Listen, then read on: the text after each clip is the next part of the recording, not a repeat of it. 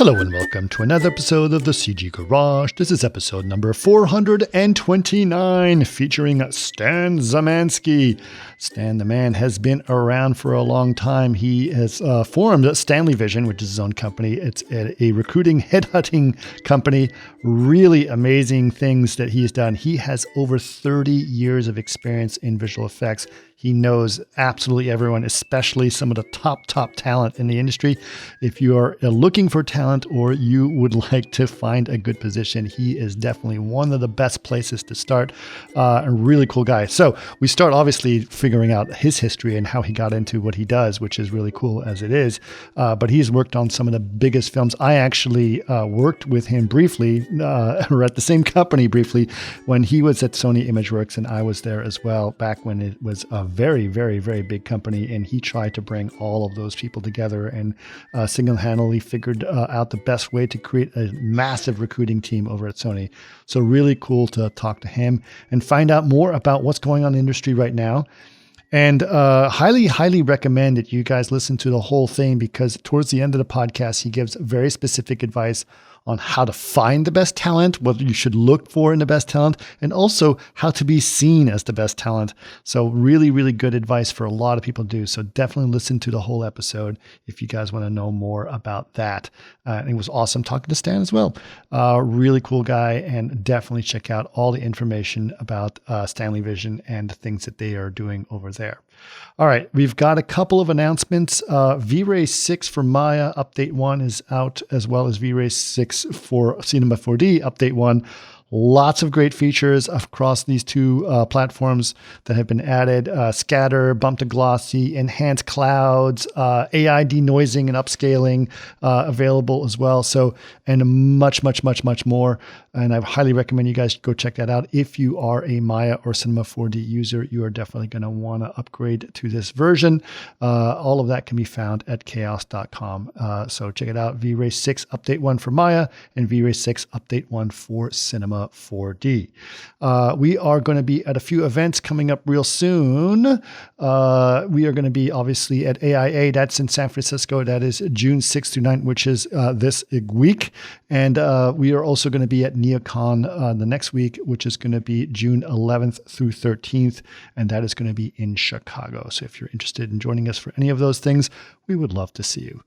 But if you want to know more about the podcast, you can always go to our website. Highly recommend that, chaos.com/cggarage. And that is where you'll find all the podcast page, including any links that you may see related to this podcast, such as if you want to know more about Stanley and more about its company, just go to that website and you'll find out more about that. We can also find us on Facebook. We're at facebook.com/cggaragepodcast. And if you'd like to watch any of these podcasts, I also recommend that. You just go to youtube.com/chaosgrouptv, where we post all of our videos, including all of the podcasts. Again, that is youtube.com/chaosgrouptv. And if you'd like to have a comment or questions, or actually recommend different guests, we have been getting some great ones and we've been adding them a lot recently. Just go email us, labs@chaos.com. We would love to hear from you there. But for now, please enjoy episode number 429 with Stan Szymanski of StanleyVision. Welcome to another CG Garage, where the Chaos Group talks. You'll know it's over when the last bucket drops. We're gonna fire off rays in high dynamic range. We know that ambient occlusion is passé. Global illumination won't lead you astray. And while image-based lighting is really swell, you need to make sure everything has Fresnel. So Stan, it was really cool to talk to you. I'm very excited to talk to you. The first time I sort of encountered, and you probably don't remember this because this was a long time ago, but I encountered you when I started my job over at Sony Imageworks, and I was working on Ghost Rider. That was the project I was going to be on. And you were in the middle of trying to expand Sony to unbelievable sizes, trying to hire a. Yeah, I did that from when I walked in the door at 96. Yeah. It was like nonstop. Yeah. Yeah. So I know that you have a lot of experience in terms of growing companies and working companies and acquiring talent more specifically. But before we even get into that, let's sort of talk about like how did you start getting interested in visual effects, and where does that sort of your origin story in terms of that process? Okay. Yeah, I've been a film fan, all my life. I could say, cinema, but I'll just say movies. I just grew up watching movies. And the first movie I can remember seeing was was Nosferatu. It was playing on public TV in Buffalo, and I was 4 years old. It scared the crap out of me. And so I had two older brothers, so I grew up around horror and sci-fi.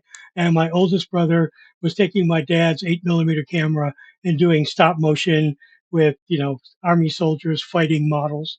And, being the young kid, I was always like wanting to take what he did and then plus it and then go on top of it. So I sort of started out with that background. Of course, a huge fan of Ray Harryhausen, Willis O'Brien. King Kong is still on my top 10 list. I mean, Which the one? 33 version. 33 version. 33, yeah. 33 version, yeah. And, so that kind of started it. My educational background took a little bit of a shift. I uh, started out art education, and art education began with dual tracks of artist training, if you will, like fine arts, drawing, painting, and then graphic design, typography, illustration. So I was doing all those, doing really well, loving it. And then I took my first education class, and I was like, "What a load of crap!" So I went, I went and changed my major like right away. So I graduated with a degree in graphic design with a minor in fine arts. And I'll spare you the step-by-step analysis, but so my first real experience in visual effects was working in the post-production industry, working on a lot of television commercials, starting out in Pittsburgh, which is where I met my wife, and then we moved to LA after 4 years, and I found myself in a situation working on top commercials for Nike and McDonald's and really really big brands because my wife worked for the director's company and he liked the work that we were doing. So I was this kid from Buffalo and all of a sudden I'm working on Nike 90-second Nike commercials for the Super Bowl. And the Nike Super Bowl spot we worked on is in the collection of the Museum of Modern Art under television commercials. Wow. It was a pretty major commercial, and while I was working on it, the earthquake hit. So it was very interesting. The building I was working out of, which was Editel on Melrose, half of the building was condemned. So I was scrambling with all the sister companies trying to find a place to work to finish the things. It was sort of like, uh, you know, uh, learning in production that you need to do what you need to do just to get it done. Right. So that actually worked really well for me in my career. Also, the fact that you had to learn to work really fast. And as a visual effects producer on a lot of these commercial jobs, it was my job to actually find talent to come in and work second shift or third shift or whatever, depending on what our schedule was. And then from there, I gradually wound my way into films.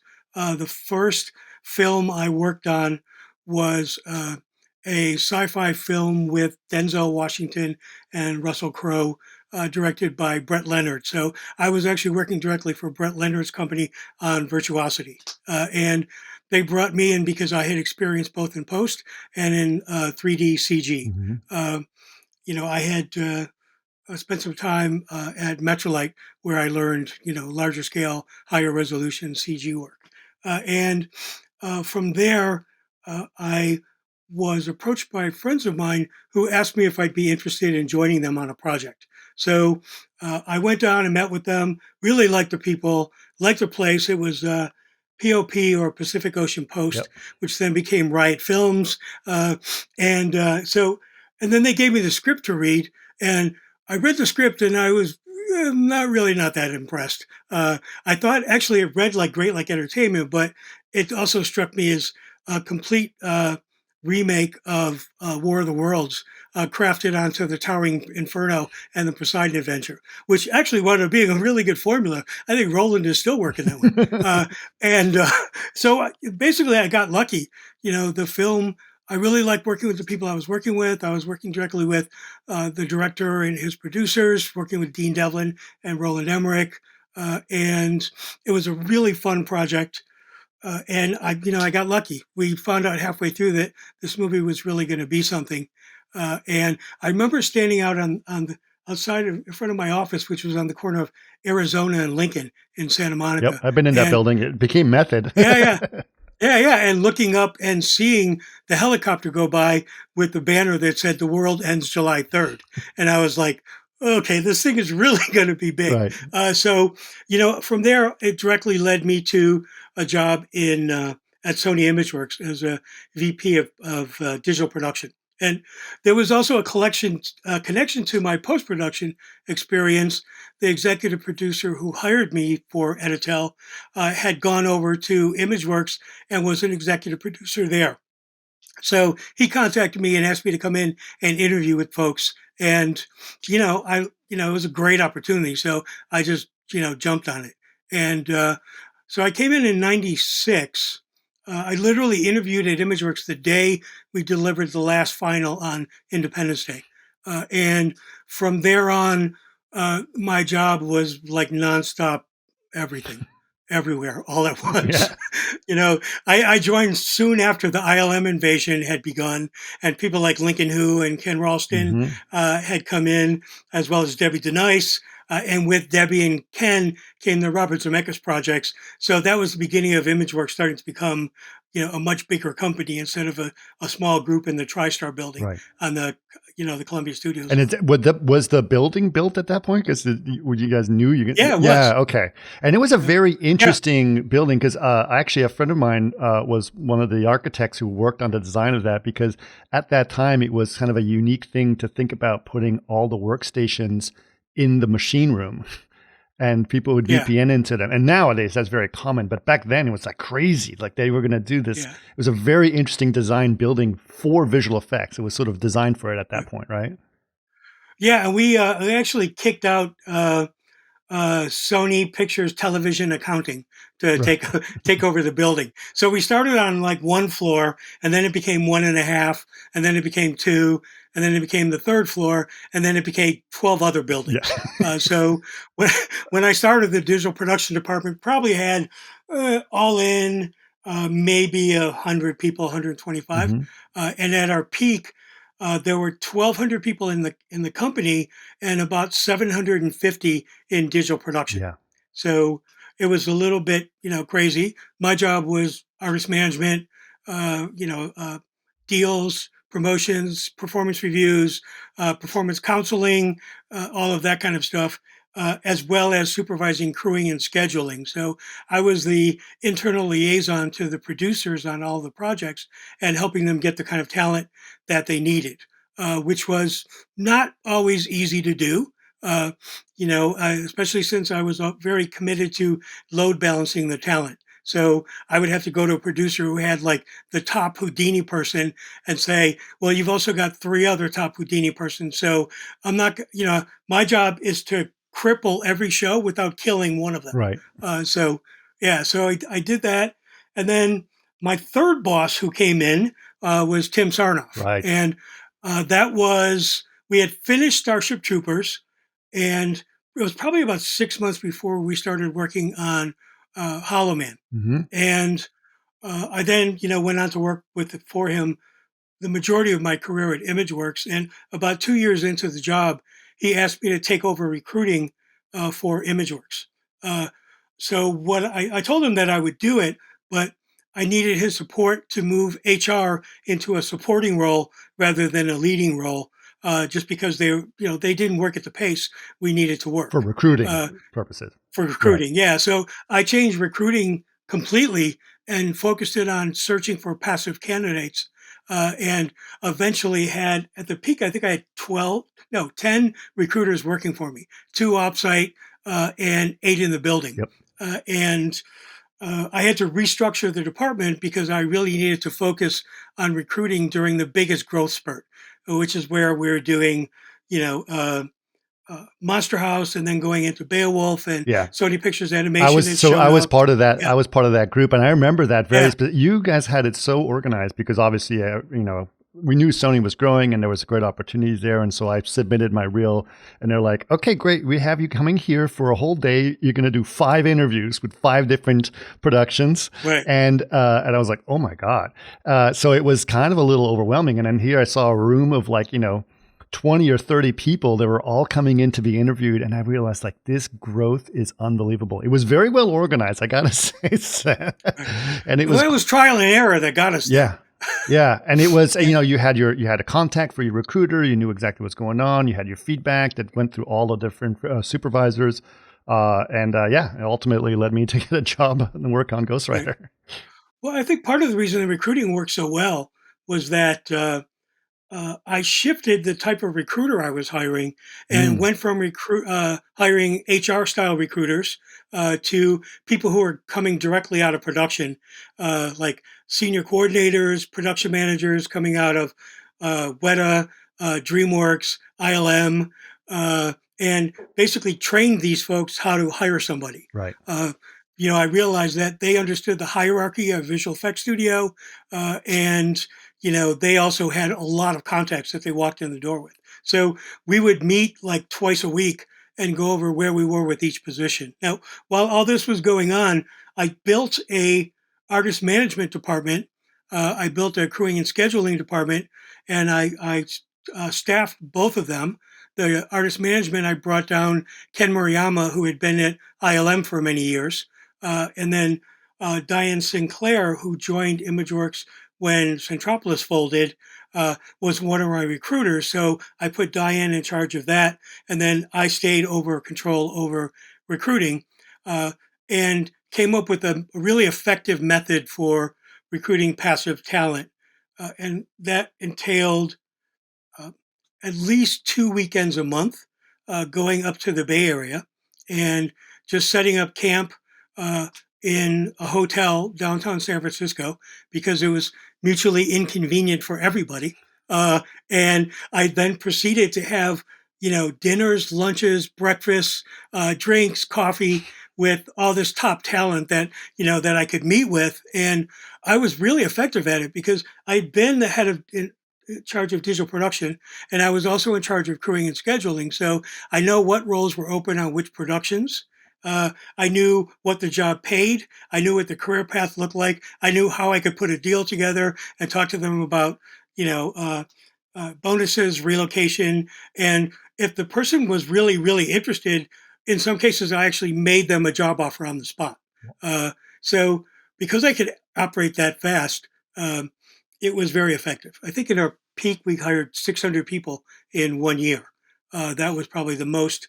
That was the most we had hired. Yeah. And this was just in digital production. I was also helping to support the animation group, which had their own recruiting team. Oh, right. The SPA group, which was new at the time, right?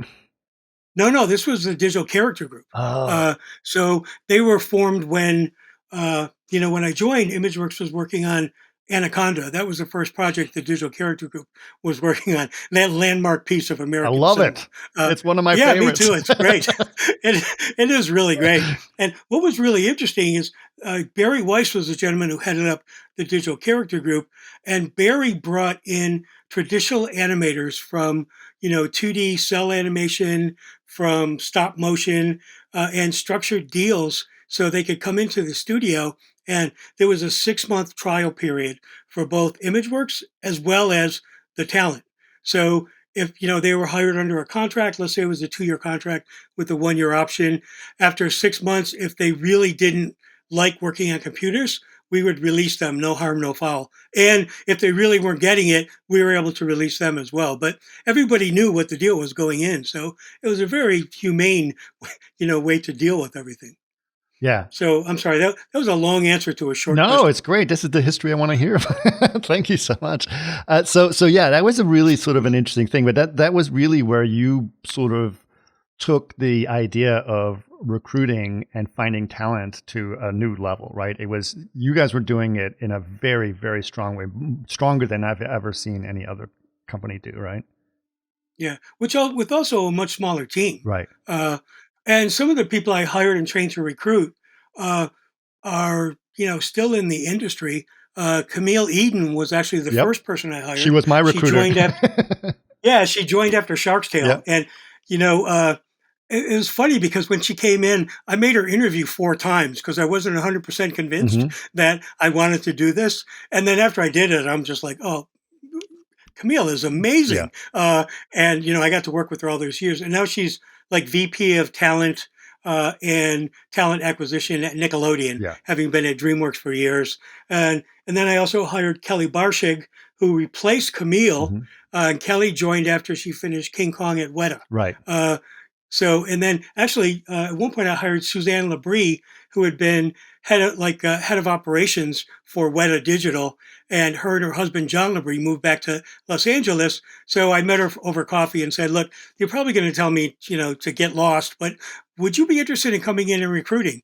And she was like, yeah. So, she came in and now I had this inside information to exactly how Weta did everything, how they onboarded people, what the situation was like working there. And it was a really, really great team. It was a lot of work. It kind of burned me out after a while. But yeah. So what back in those days, and I want to sort of talk about how that, how it used to be and how it is now, but back in those days, how did you find talent? Well, I mean, I remember there was always time when, this company's in trouble or this movie's about to wrap, and it was an opportunity to find talent or to get that talent, right? So what was your methodology back then to find the people you needed and what you needed to do to get them? No, that's a great question. And there's a couple of different ways that I did that. One of them was I was very plugged in with the senior staff, the new business team, including Deborah Giratana, who's now over at Framestore. Is it Framestore? I lost track of which company is which. Yeah, she's over at Framestore, and also Jenny Foley, who was the second executive producer, as well as Tim Sarnoff and marketing and finance. So they would tell me what was going on. And I remember one year at SIGGRAPH, I ran into Deb right up in front of the LA Convention Center. And she said, Stan, come here, I have to tell you something. I was like, yeah, okay, what? And she was like, okay, so what was the Matrix company up in Alameda? Mannix? Yeah, no, Escape. Escape. Yep. Yeah. So she said, Escape just lost Superman. Actually, they lost us to us. So they're going to be closing the studio. So as soon as I heard that, I just left, went back to the office, gathered all the recruiters together and said, okay, let's start putting our heads together and let's do some research. Let's find out who we know and identify people from that company. Right. So there was that. But I think the whole idea of switching to passive recruiting, it happened organically. I remember having a conversation in the hallway with like 3 very senior TDs that I stole from ILM. ILM, by the way, is one of the few companies that have never worked with us. And I don't think that's ever going to happen. Right. But anyways, so I said, I'm trying to find out, how do I get to the people that aren't being laid off? Right. And, do you guys have any names you could point me to? So, I started mining all the people in the studio to find people that they liked. And like I said, the recruiters were coming in with contacts. So it was sort of a combination of everything. And then we started doing the road shows where we would just set up camp in a market. We went to Wellington twice, once 3 months before delivery of Return of the King, and once while King Kong was on hiatus.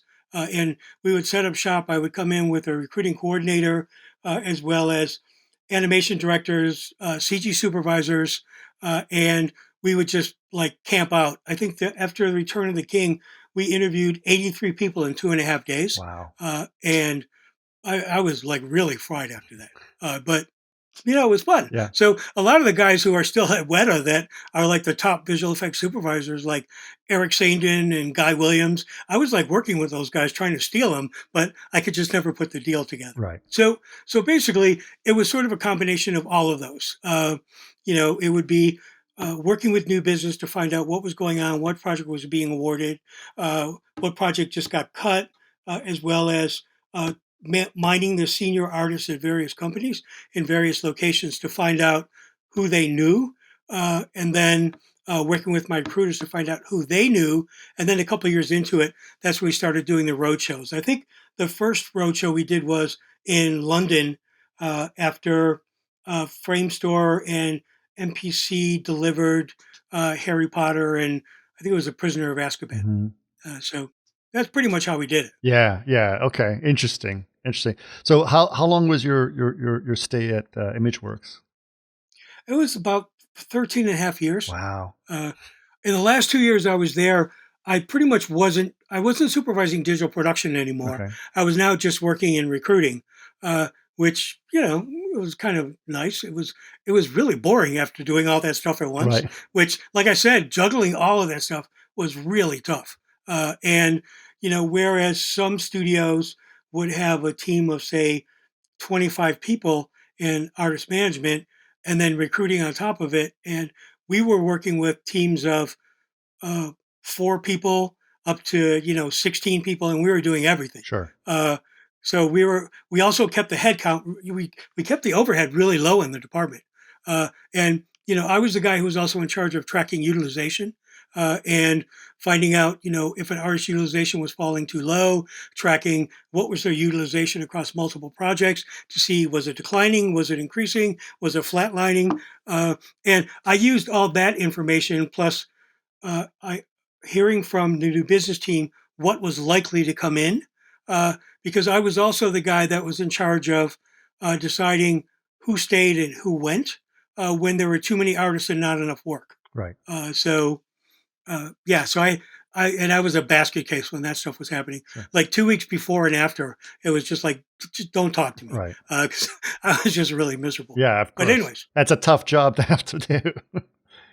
yeah, and the one thing that it really helped me in recruiting because I was recruiting people directly who were going to come into the company and work for me. Mm-hmm. Uh, I was, and also I was dealing with crewing and scheduling, and really learning more and more about the match of talent to the specific requirements of any position on any show. Uh, and because of that, I really learned that it's all about fit. You can't force it. I'm not a recruiter that sells a person. I'm just like, look, I think this person is great. Do you like them? No. Okay. Why not? And then go back to the person that maybe they declined and sort of give them information and tell them as much as we could or as much as we knew about why they weren't chosen. Right. Right. Okay. Well, what happened after Imageworks? Where did you go from there? So Imageworks was, let me see, I left in January of 2010. Okay. Tim Sarnoff had left before me Right. and went over to Technicolor to become the, oh God, I don't know if he was president. Yeah, I think he was president of, it was called Production Services at the time. Right. And Tim joined shortly after Technicolor bought MPC. Mm-hmm. So when Stanley, when I was going to be leaving Imageworks and starting up StanleyVision, dealing with attorneys and accountants and all of that kind of stuff. Well, actually, I wasn't. My wife Jackie was, because her background is production finance. Right. So she was dealing with all that stuff. And I spoke to Tim, and he brought me in. And my first job was actually working with MPC Film. I flew over to London and I worked directly with Christian Robertson and Mark Benson, analyzing how they were doing recruiting, and consulting and advising them how to improve their recruiting process and speed it up. So that was my first job, and then after that was done, we went on to recruit for MPC in multiple locations, starting with Vancouver, and then ending with I think Montreal was actually the last place we worked on. So, and we also worked with NPC during their big growth spurt, both in terms of people, but also in terms of technology and quality of imagery, and all of that kind of stuff. So we started when they were doing, I don't know, 150 shots on A Team, those kind of projects, and we ended filling a 40-person satellite office in Playa Vista to support the Jungle Book team that was working with the virtual art department Right. to basically sort of, design the whole film before anything was rendered. Yeah. I remember that project, of course, very, very much so. But you were doing this as an independent company, right? So at this point, you Yeah. were basically a consulting company for these people. Yeah, they were just paying us. Right. And the way StanleyVision was working was we were doing consulting projects, we were doing headhunting, and headhunting was mostly visual effects supervisors, executive producers, C-suite, which is CEO, CTO, chief operating officer, that kind of stuff. And we were also sourcing. So companies would hire us to identify candidates, find out who was interested, interview that person for the studio, write up notes, and then send it along to the recruiters with all the contact information Mm. and everything they needed to know to make a decision about if they wanted to interview this person or not. So, when we were working on Jungle Book and Lion King, we were actually under a non-exclusive deal with MPC, but they paid us a weekly retainer, so they could use us for whatever they needed.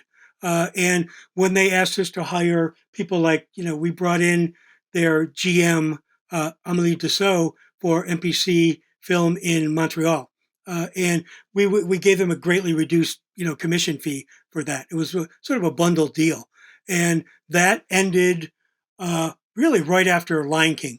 We came into Lion King again, hired them producers, systems engineers, and people to come in and set up the office. And the thing for me that was really interesting about both of those projects is I had worked, well, not only with MPC, but I had also worked with Rob Legato on, I think, like 6 films Hmm. at Imageworks.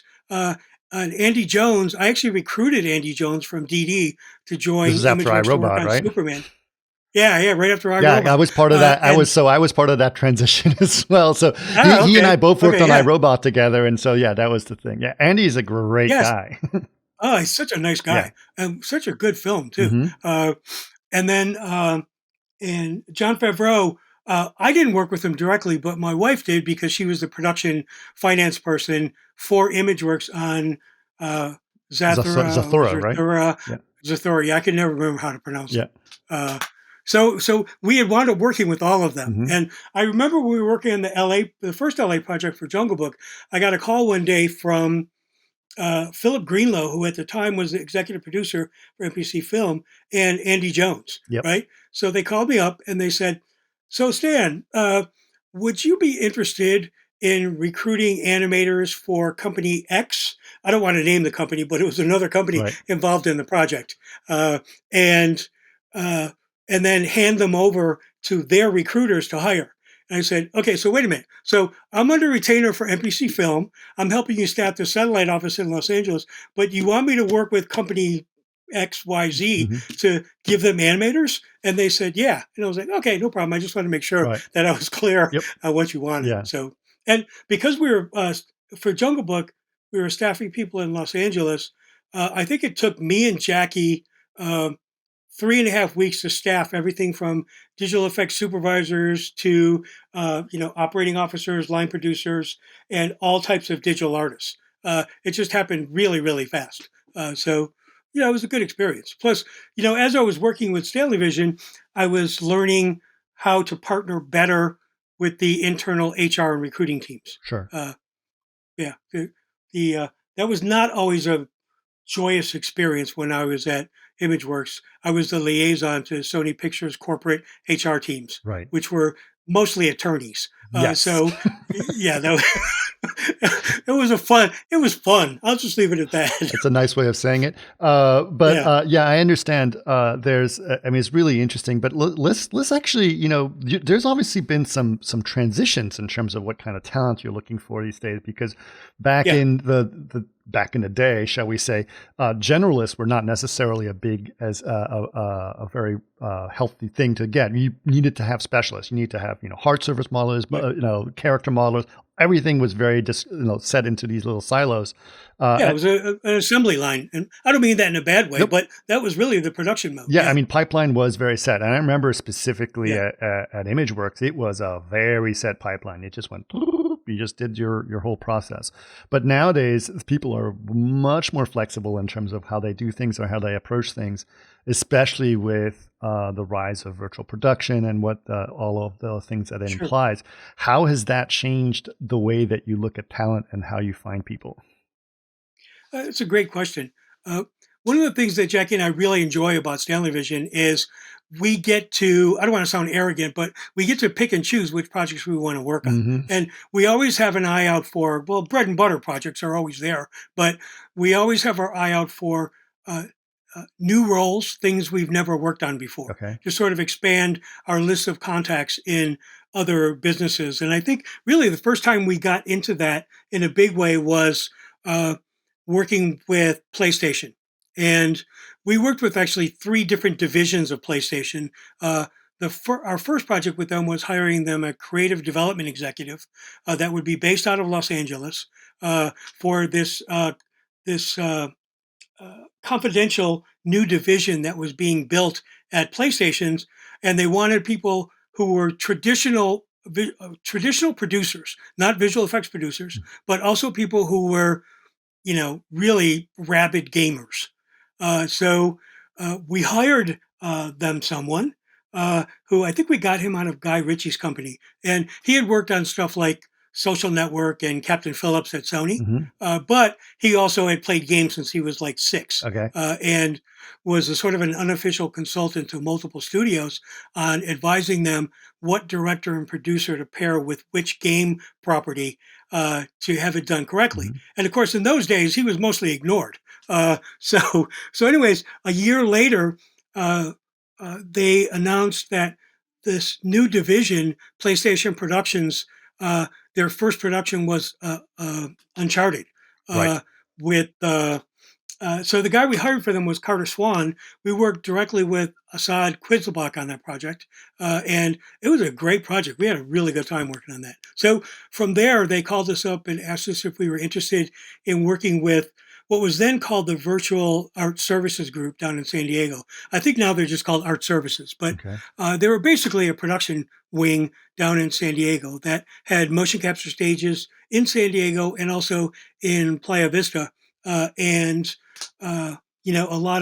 were doing a lot of animation, a lot of mocap filtering, a lot of rigging, character design, facial blend shape type stuff. So we wound up working with them for a year. Initially, it was all software engineers. So we hired them, a software engineering manager, and then a bunch of different software engineers like, Pipeline and Tools, Maya. I don't remember them all. There was probably about a half a dozen of them. And then the last project we worked on in San Diego was hiring them a lead facial blend shape or facial rigging TD. Okay. So the guy that we found came out of Weta, but I was also recruiting riggers and people of similar nature for other companies in different markets, right? So we always make sure there's no conflict of interest, that, we could be recruiting the same positions, but if one position is in Mumbai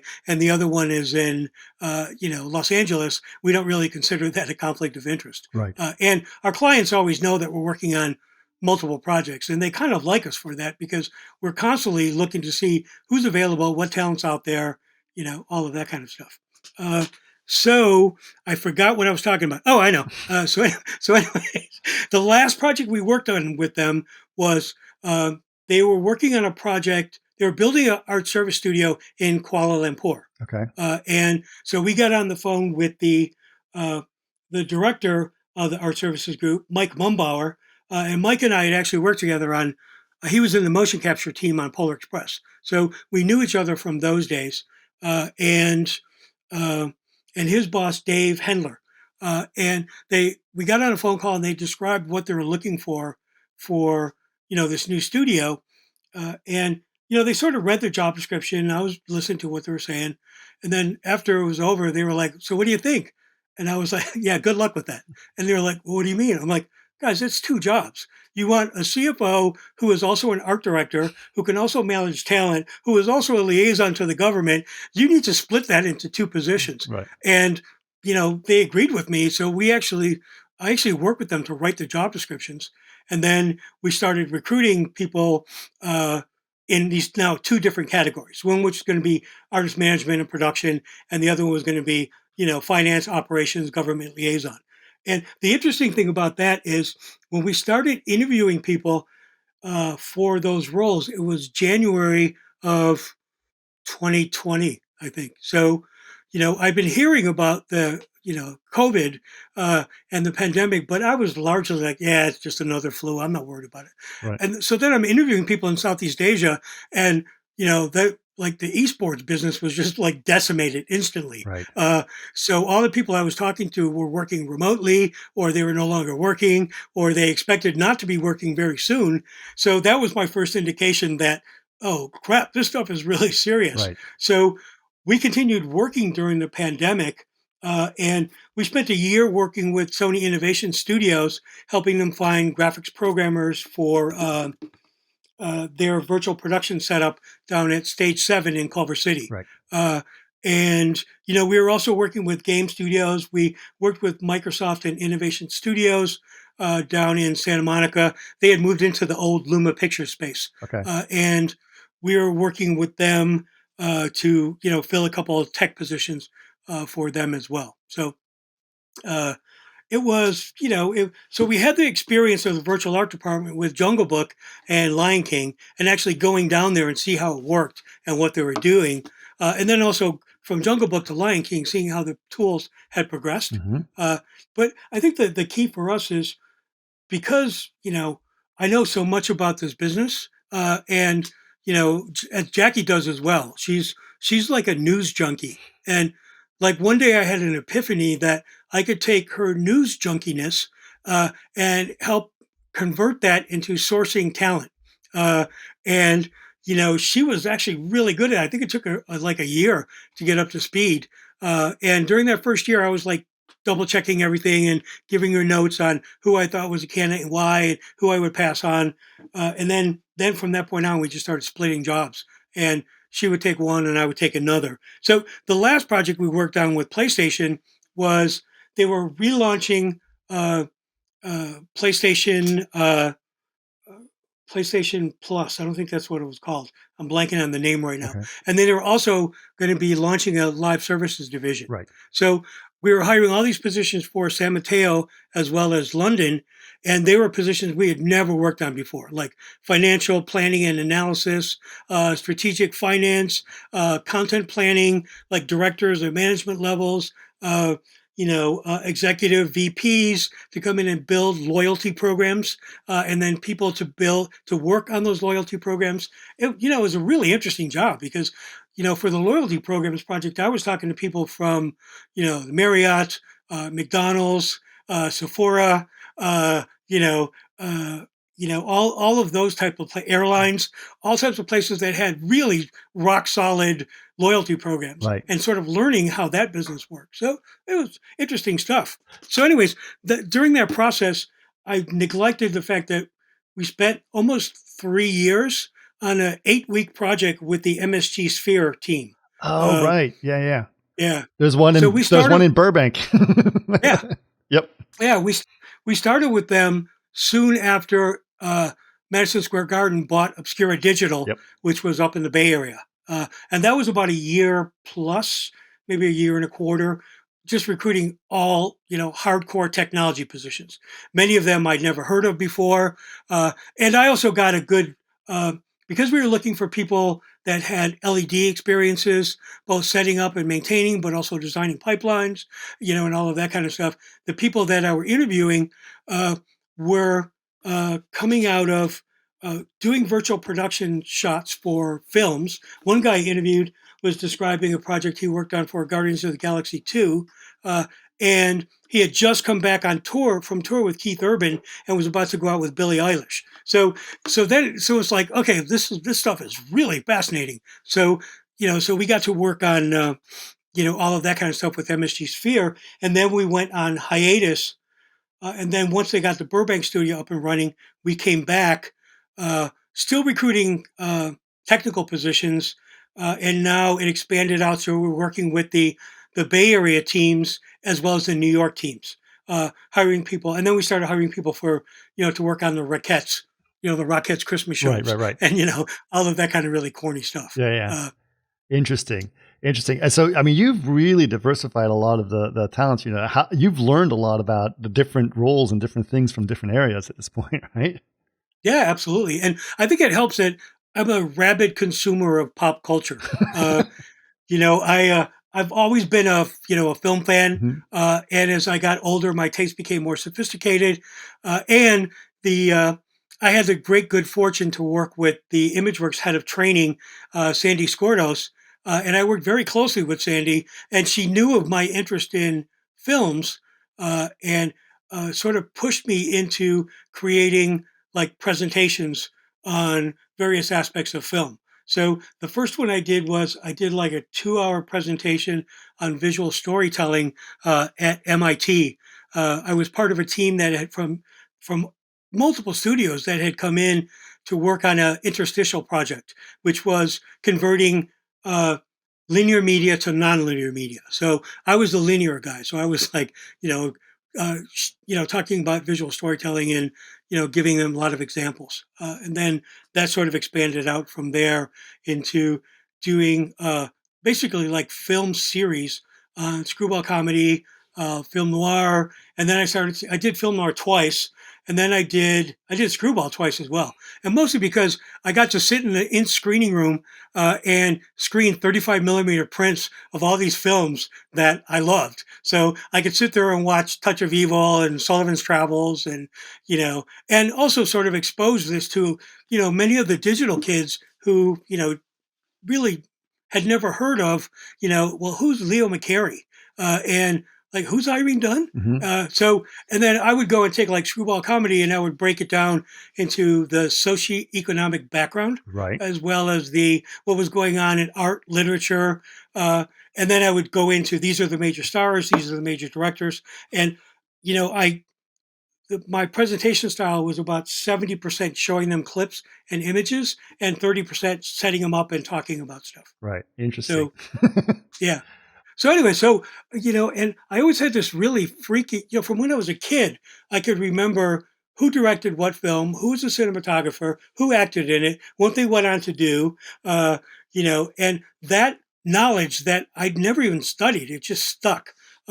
I was able to translate that really successfully into artist management. So I could walk down the hall and know everybody who I was running into, where they came from, what projects they worked on. So the recruiting teams would also track me down and saying, okay, so we need a shader writer who's good with working in this type of, translucent shader that's a little viscous, a little organic, Mhm. Sort of like the pods in Matrix. And I was like, oh, okay, so you need to talk to this guy, that guy, that guy, and that guy. Right. And it served me really well. Once I got over 300 people in the department, I started to just know them by their resumes. Sure. And yeah. I mean, by the way, if you you do have a passion for, I also have a passion for filmmaking and old film history and directors and all of that stuff.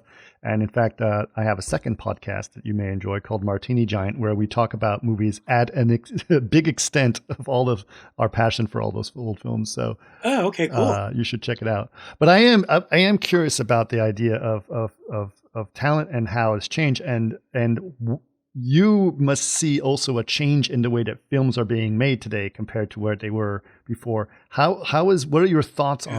on that shift and that change of filmmaking?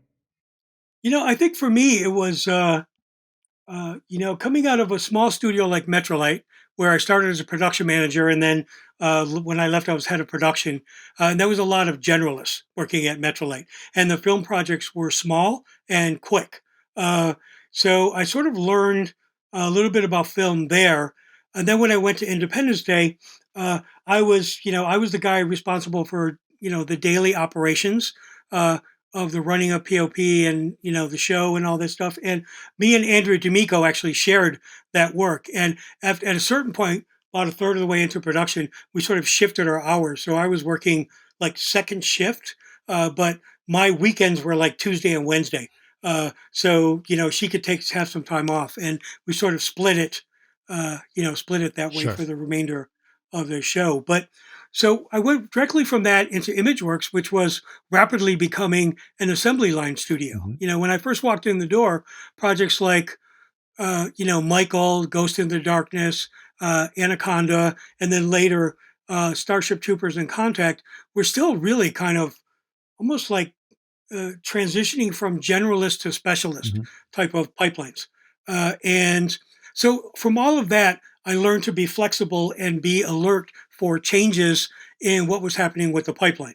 And one of the things that I would do when a project was in production, I would grab like all the leads and supervisors from a show, and I would take them across the street to the Culver lot, to the executive dining room, and have food brought in. And I'd be sitting there with coordinators and crew lists, and we would go through what everybody was doing on the show to sort of get a snapshot for how they were performing. But it also pointed out positions that I didn't even aware existed. Like, one time I was talking about laying somebody off, and they're like, "Oh, you can't lay that person off." I was like, "Why?" I was like, "Well, they're the only person who could do this." Hmm. And I was like, "Well, what's that?" Hmm. And it was like using Maya to stitch a world that's surrounded the camera that was parented to the camera lens. Sure.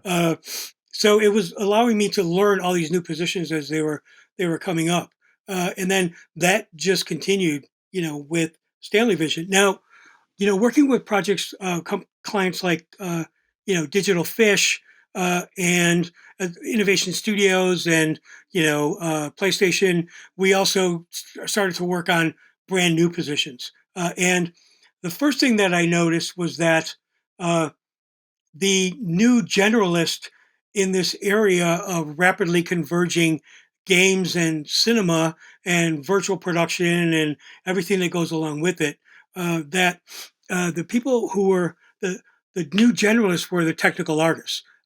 And the difference was the technical artists had to have an understanding of scripting and pipeline and what was happening under the hood, as well as having strong aesthetics and able to light and model and texture, all of that kind of stuff. So I learned that, okay, this is a new position. Hmm. And then, we spent quite a bit of time recruiting those types of roles for Digital Fish. And the people we were hiring for Digital Fish were being placed in like Facebook to work in their AR group and places like that. So we had the great good fortune to always be working on, different stuff. I mean, we were still working on visual effects projects. We went into visual effects, episodic during we sort of joined maybe midway through the streaming gold rush where everybody was creating, property and there were not enough people around the world Right. to do the work. So we worked with studios like, Crafty Apes and Alchemy. We worked with Spin Effects and Rocket Science up in Toronto. We spent like 6 months working with Streamland Media. And this was right after Streamland had bought the visual effects and post business from Technicolor. So a lot of the people at the Technicolor went over to Streamland. I knew them and had worked with them for years at Technicolor. And at Technicolor, I worked with like all of their companies. So, and some of them I worked with before they were purchased by Technicolor. So I did like a 3 month project at the Mill in Los Angeles. And, one day I got a call from Tim Sarnoff saying, what do you know about the Mill? And I'm like, oh, okay, well, they're really good. Their technology is great. Their creativity is great. The average age is about 27. So whenever I walk in the building, I think the average age goes up by about 50%. But, their work is really solid. And I like the people that I'm working with. So, and I said, why? And he said, well, I think we're going to buy them. I was like, well, yes, they'd be a good company to buy. Right. And he had previously done the same thing with Mr. X. And Jackie and I had worked on like 4 projects with Mr. X at this point, Hmm. working directly with Dennis Berardi and Sarah McMurdo, helping them find people in their studio. So we had worked with a lot of the companies before Technicolor purchased them. And then after Technicolor purchased them, uh, I did a consulting project with Technicolor where they hired me to travel to all the different studios and analyze how they were doing recruiting. So it was a little bit of the process of what was their process for recruiting, and as well as who were the key people and what were my assessments of the key people in these roles. And then I interviewed like 50 people, in Toronto, London, Los Angeles, and Bangalore. Those were just like Zoom calls. Mm-hmm. And I wrote a 75-page report, making a lot of recommendations. Now, as a consultant, you're used to being ignored. I did a consulting project with Method. They ignored it. Mm-hmm. I did a consulting project with Third Floor. They ignored it. Anyways, and then so I was in contact with Tim about doing part 2 of the consulting project, and he asked me to. He said, "Look, we're just going to hire you because the second phase, which was going to involve me doing a deep dive into all the job titles and all the salaries all around the world of all of the creative services companies within Technicolor. And to give me access to all of that stuff, it would be too hard to do it as a consultant. So, they brought me in and hired me. And I think the first project I worked on was I spent 2 months in Montreal working with Micros Animation, helping them with various aspects of bringing talent in, and then helping them understand and set up how reverse recruiting worked, which was, it was interesting because most of the people at Technicolor I was working with had never heard of it before. Right. And they're like, "What do you mean you're talking to this person about working at Weta?" And he was like, "We don't hire people for Weta." I'm like, "Well, yeah, you kind of need to, and you hire them for all these other studios because you're building a really positive reputation with the artists, which you might not know your reputation is not that great in the artist community." Right. So Interesting. yeah. Interesting. Yeah. Okay. So I am curious, obviously right now, if I'm out talking to a bunch of places about what they're trying to do or the kind of people they're looking for, they are all looking for machine learning people, right? They're looking for that. And that is, it seems that is an extraordinary challenge to find the right people for the right positions and that stuff. Have you guys been sort of looking into that? And what are your thoughts on that challenge?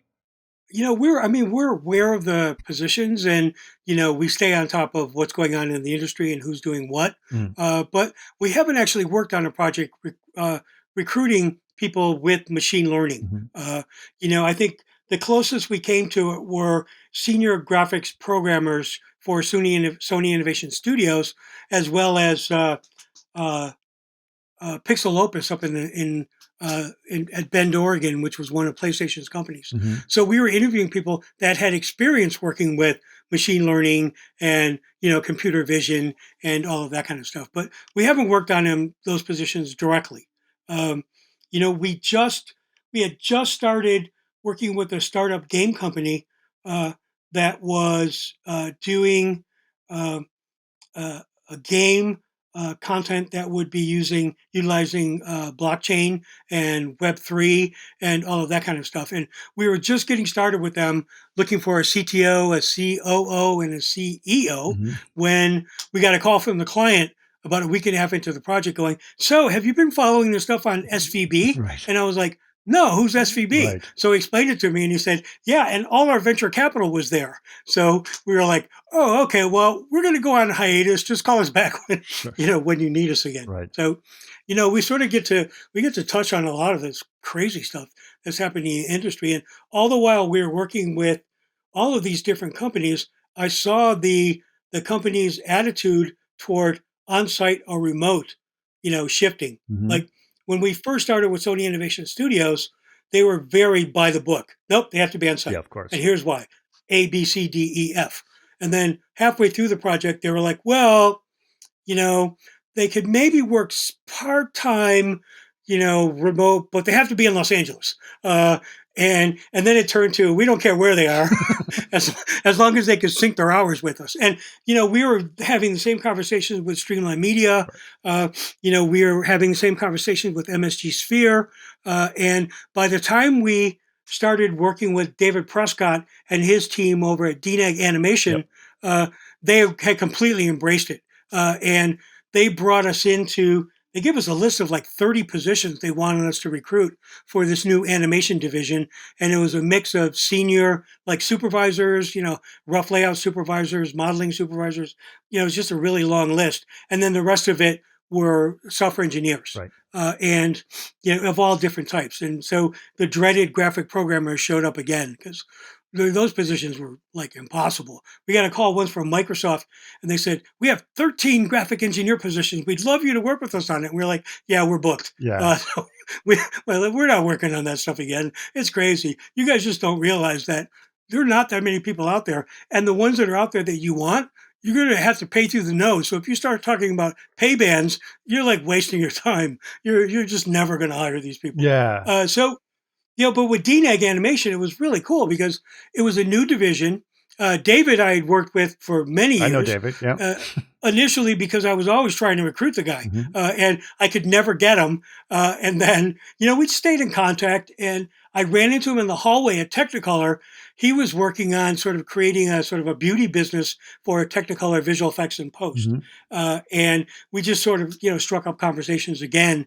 So he called us to help them recruit for all of those positions. And DNEG Animation, they didn't. It wasn't as they didn't have one location, so we were hiring people from everywhere. We just had to be concerned about time zones, and were uh, the time zone of the remote individual, did they sync with the hiring managers and the creative supervisors of that project? So, like, we could recruit people from, you know, uh, obviously anywhere on the East Coast for Montreal. We could even do like California for Montreal, which we then expanded out to be Seattle and Oregon, a little bit of Nevada, maybe some Texas, and we sort of worked that way. And we wound up hiring them a shader writer who I'd worked with before at Imageworks that was in Sarasota, Florida. He had moved to, for parent care for his elderly parents. We hired him, and then we hired a shader writer, look dev guy, who I interviewed the day he left Imageworks Vancouver, and he was moving back to Spain to work freelance and take care of his parents. So we hired him, and he was working out of somewhere around Madrid. So it was a lot of that. It was like going from, no, we can't do that, they have to be here, blah blah blah blah blah, to, yeah, fine, remote's cool. Yeah, we have no problem with that. And then we're also sort of seeing at the end of the pandemic, we're starting to see it transitioning back to working on site. We just wrapped up a project with DNEG, who was building sort of a DNEG Academy. I don't know if that's what they're calling it, but that's what I named it that. And they were building it very heavily on the Technicolor Academy, which actually started life as the MPC Academy. I remember when Christian Robertson and his team were putting that whole thing together. And they wanted trainers in animation, compositing, and Houdini effects. And they only wanted to look at people in North America, and they all had to move to Mumbai. So I was like, okay. So we sent them the first list of people that we thought they should consider, and half of that list were talent in India, and they turned down everybody in India. They just flat out said no, and they wanted everybody in North America. So I'm like, okay, so I have to sort of show to the client that, what I'm telling him about his ability to get this type of talent and what it's going to entail. And so I interviewed 3 compositors in North America. 2 of them used to work for me before. Mhm. Colin Campbell worked for me at Imageworks back in the Starship Trooper Yep. days. And the other compositor, Daniel, I'm blanking on his last name.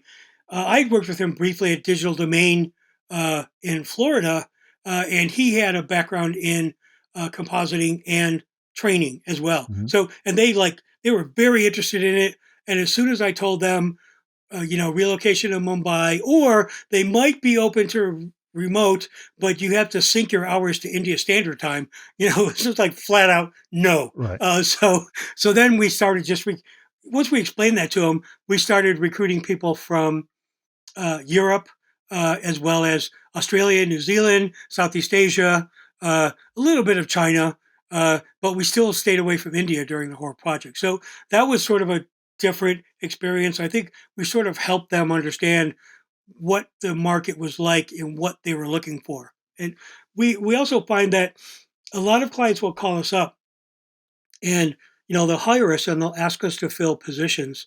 And when we get to the part of the conversation where we're going over pay bands, uh, they would either say, we don't really have, a pay band for this position. We're looking for you to come back to us and tell us what the market is paying. And they asked that question because they knew I had so much experience Sure. working with all of this stuff.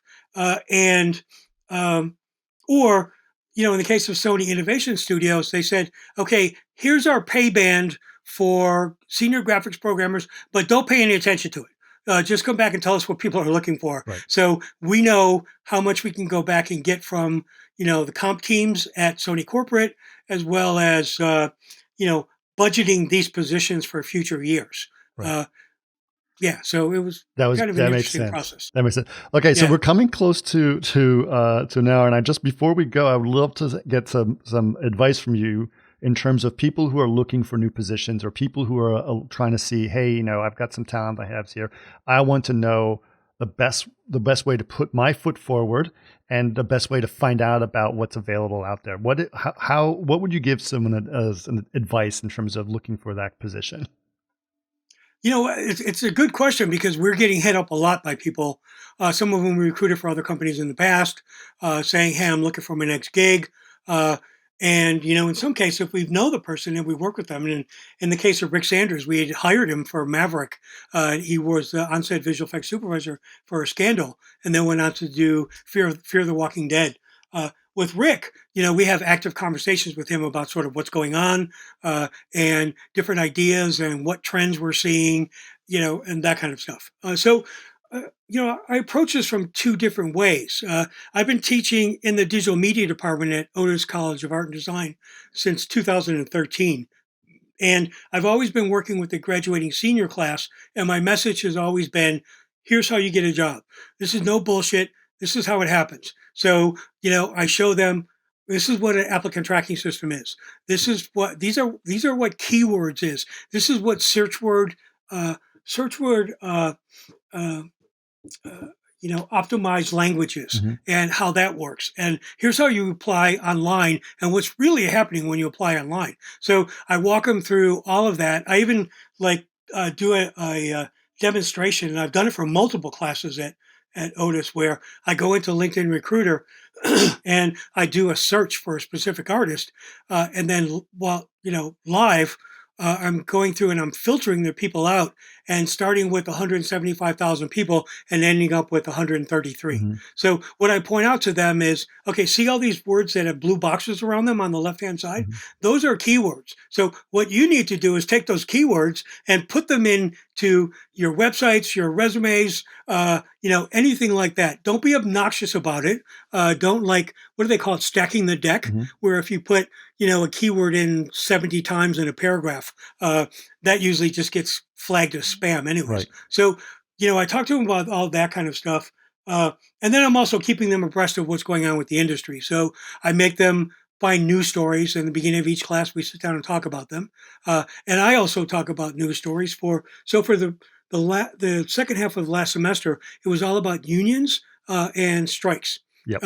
And what was happening with streaming, and making them aware of comments that were coming out of Wall Street Journal talking about Netflix release schedule for films, and what David Zaslav was saying over at Discovery, Warner Brothers, and saying, look, so you kind of have a perfect storm happening right now. I'd say it a certain way because I don't want to discourage them, but it's basically you're sort of going into the industry when the writers are on strike, or we're going to be going on strike most likely. So production was going to shut down. At the same time, the streaming studios were no longer doing that volume of production. So it's a harder job. So you need to make sure that your presence online is spot on. You should be actively, for senior people, we tell them, you should be actively talking to every recruiter you've ever worked with. Especially people who are independents like me, or Rochelle Lewis, who I've known for years. She actually worked for me at Imageworks at one point. We hired her to work at StanleyVision, and she has her own company. And there's a number of people out there: Deborah Blanchard, Tiffany Harrington. They're all over the country. You should just reach out to those people and see if you can get some time and find out for them what they're seeing as their recruiting positions. Like, what are the hot positions in the industry? type of thing. Uh, and I don't know. I guess that's it. It's just like, work who you know, Right. work your network, expand your network. You should have more time now to actually work on expanding your network. And it's really not that difficult to do, especially if you're not annoying. And, you know, like whenever you reach out to somebody on LinkedIn that you don't know, you need to have a reason to be reaching out to them. Sure. And the reason can't be, I need a job. Are you going to hire me?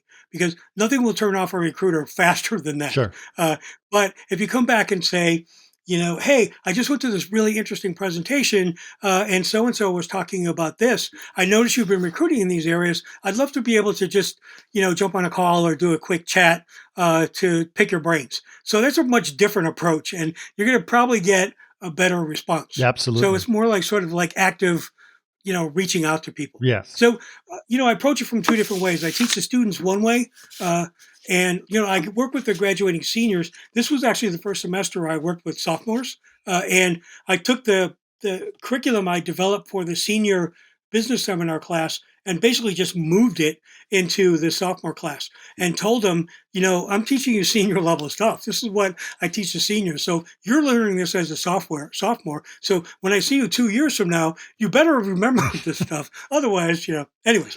Yeah. Yeah. Okay. So you did bring up a good point. I would before I go, because there is possibly going to be a writer's strike and work's going to slow down, people are going to not necessarily be hiring as much. So there's also an opportunity to pick up a new skill that might be important to go. So what is that opportunity? Like if you given that opportunity, what would you say? This is a skill that's going to be important at this point. What do you think that skill would be? Well, I would think that you should be picking up skills that blend with technical artist roles, because technical artist roles plug in everywhere. They plug into games, they plug into VR, they plug into AR, they plug into virtual production.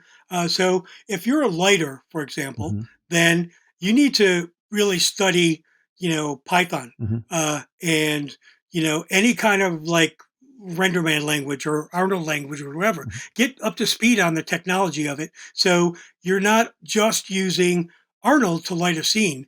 You're writing scripts to automate stuff. You're writing scripts to pull let's say you're pulling, the third key and the script is going into deep detail each level. So you should be learning that kind of stuff, because then immediately start putting it on your resume, put it on your LinkedIn profile. I'm a huge believer in LinkedIn, which is a tough sell to artist students because they're like, I don't need LinkedIn. Right. And I'm like, yeah, you kind of do. But anyways, put that stuff on your public and professional presence, as well as any new work that you're doing. If you're going through the Unreal Engine class, then there's no reason why you shouldn't start posting stuff that you're doing using Unreal. And if you're not, you're really missing an opportunity. Right.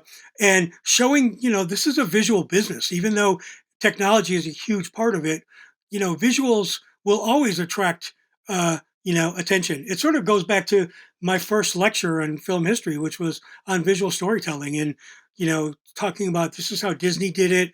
This is how Hitchcock did it. This is how Orson Welles did it. This is how D.W. Griffith did it. It still remains a visual business, but you can't just stay on the visuals because, the market's changing. And if you're in 2D, you really definitely need to focus on that because, who knows how much of your job is going to become automated by AI and machine learning and all of that kind of stuff. Rotoscoping could largely move to that because it's faster and it's cheaper, which is going to infect outsourcing companies all around the world that are hired to do that kind of stuff. So it's a major shift as well. And the way I talk to my students about AI, because I noticed that they were bringing in news stories about evil AI. And so I was letting them talk about it. And then after a couple of weeks, they brought in something about AI, and the message I gave to them and then repeated it through the rest of the semester was, okay, so AI is not going away. There is a lot of stuff that needs to be figured out. Some of it major, like intellectual property and copyrights, and some of it just technology and improving technology, but it's not going anywhere. So don't you think it's a better idea to know what AI is and learn how to use it? because you're much farther ahead than everybody else who doesn't know what AI is and don't know how to use it in a production pipeline. So I usually try to approach it that way. Yeah. It's interesting you say that. Obviously, I've been having a lot of conversations about AI and implications that it is. Sure. And there is definitely a split in duality to it. So it's interesting to see that. But listen, Stanley, it's been so amazing having you on. Your insight in this industry is very important. I'd love to continue, the conversation. When things change, I know I'm going to call you up and say, okay, what's going on right now in the industry? Yeah, absolutely. Or if you want me to help you locate people, I could definitely do that. Yes, and if more importantly for our listeners, if our listeners are looking for people, they should definitely look to the contact team here as well. Yeah, exactly. And on our LinkedIn pages, both mine and Jackie's and StanleyVision, we post news stories constantly. Okay. And we post different stories. Like I'm posting stories about the writer strike, and Jackie's posting stories about the disappointing box office of Fast X and what does that actually mean for that franchise. So between the two of us, we always got stuff flying out there. Interesting. And it's mostly because we just love it. We have all these feeds coming into our email, and we're reading them like daily and following stuff like Puck, which is just a great newsletter. Right. Puck is now what Deadline was years ago before Hollywood Reporter bought them and homogenized. Interesting. But anyways, I digress. No, it's been great. Well, thank you so much. I appreciate your time. It was really great meeting you, Chris, and thanks again for the invitation.